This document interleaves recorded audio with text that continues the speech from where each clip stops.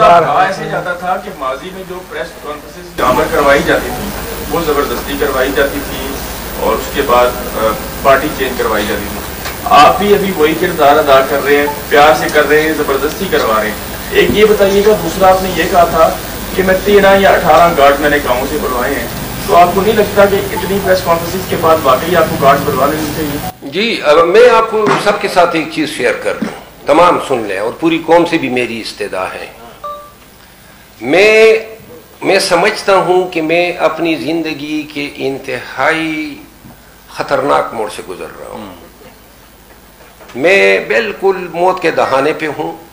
مجھے اچھی طرح علم ہے, مجھے تازہ تھریٹس آئی ہیں, اور ان کے پاس میرا علاج کوئی نہیں ہے سوائے وہی جو وہ سمجھ رہے ہیں.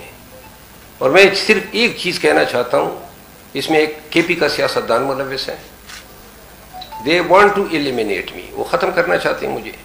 اور میں آپ کو قسماً کہتا ہوں کہ میں اپنے اندر سے کوئی زندہ ہی نہیں ہوں, وہ ختم ہی کیا کریں گے. تو لہٰذا ڈنکے کی چوٹ پہ میں ایک دفعہ پھر کہتا ہوں, پشتونوں نے, کے پی کے لوگوں نے اور پی ٹی آئی کے لوگوں نے, پنجاب کے لوگوں نے مجھے اتنی عزت دی ہے کہ آج میرے جانے سے آپ کے ساتھی گئے تھے اور عوام امڑ آتے ہیں.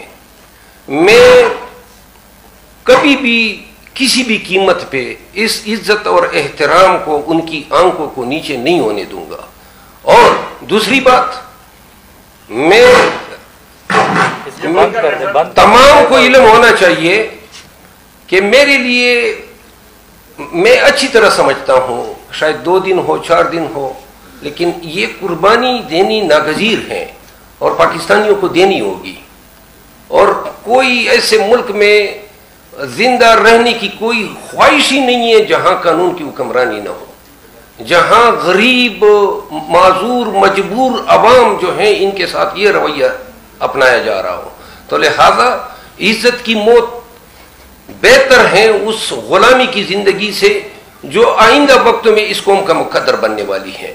میں پھر کہنا چاہتا ہوں, صرف اس سیاستدان کو ایک بات ضرور کہنا چاہتا ہوں کہ بے شک آپ آج شاید اپنے آپ کو کچھ سمجھتے ہیں, لیکن اور ہو سکتا ہے صرف ایک نہیں ہے, بہت سارے دشمن بنے ہوئے ہیں, لیکن اتنے اگر 10 ہیں تو 5 اور ہو جائیں, بغیرتوں میں جتنا اضافہ ہوگا اچھا ہے. یہ بتائیے گا کہ ایک طرف آج آپ باقاعدہ طور پر سیاستدان بن گئے, اور 90 سے لے کر آج تک جتنی پاکستان کے اندر جو سیاسی سسٹم چل رہا ہے, کبھی ہیلی سے تصویریں پھینکی جاتی ہیں اور پھر خاور مانیکا جیسا کردار سامنے آتا ہے. پاکستانی جو قوم ہے ایسی سیاست کی متحمل ہے؟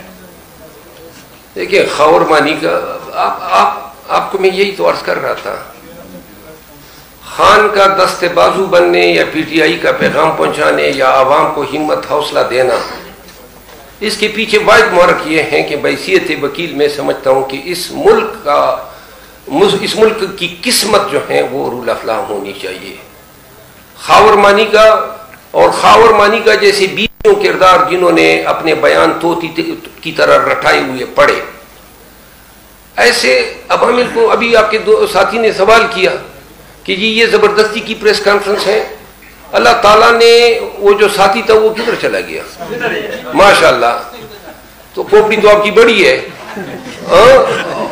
تو آپ کو زبردستی کی پریس کانفرنس اور رضا کی پریس کانفرنس کا تو بالکل علم ہوگا. آپ یقین کریں میرے بھائی, یہ وہ لوگ ہیں جو مجاہد ہیں, جو اس کڑے وقت میں آ کے ہمارے